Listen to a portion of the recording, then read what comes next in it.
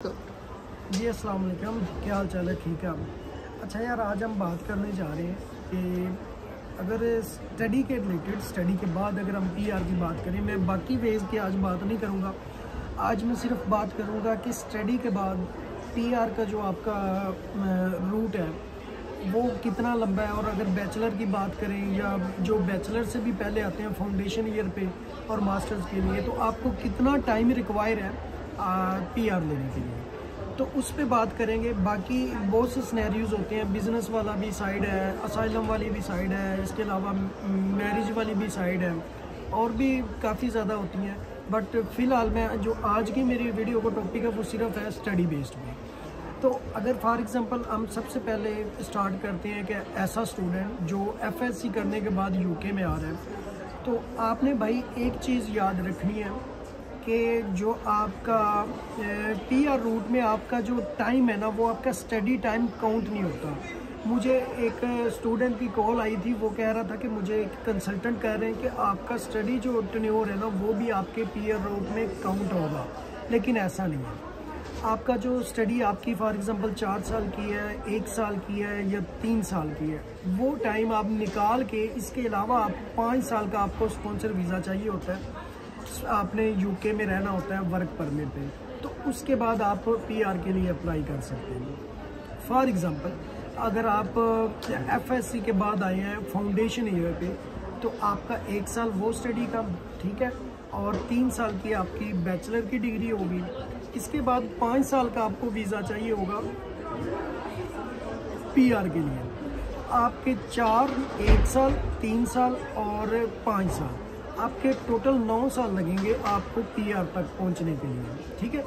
तो कुछ स्टूडेंट्स के माइंड में ये होता है कि हमारे 4 साल वो हो गए, 1 साल का हमें स्टे और यूके में चाहिए होगा, तो उसके बाद हम पीआर को अप्लाई कर सकते हैं। ऐसा नहीं है। आपको अगर आप बैचलर पे आ रहे हैं तो फिर आपके लिए जो पीआर का रूट है वो तकरीबन 9 साल का बनता है, ठीक है।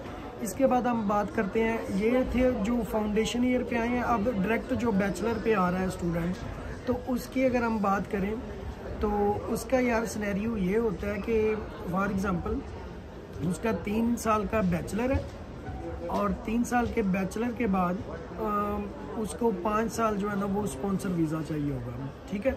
तो स्पॉन्सर वीज़ा बेसिकली आपको मिलता है 2 साल का। तो उसके बाद आपके जिसके पास काम कर रहे होते हैं वो आपका बढ़ा दे, या आप कहीं से और से परचेज़ करें, या किसी कोई और आपको दे दे, तो वो टोटल आपने 5 साल करने होते हैं स्टडी के अलावा, ठीक है। अगर आप बैचलर 3 साल का बैचलर है और 5 साल आपका वर्क परमिट चलता है, तो आपको टोटल 8 साल लगेंगे पीआर अप्लाई करने के लिए। तो सबसे जो कम टाइम लगता है वो मास्टर्स वालों के लिए लगता है, क्योंकि मास्टर्स की डिग्री होती है 1 साल की, ठीक है। तो 1 साल की डिग्री के बाद ये होता है कि आपको 5 साल का वीज़ा चाहिए होता है, और उसमें ये होता है कि आपको कोई स्पॉन्सर कर दे, कंपनी स्पॉन्सर कर दे, आपको फील्ड की जॉब मिल जाए, या आप स्पॉन्सर परचेज़ कर लें।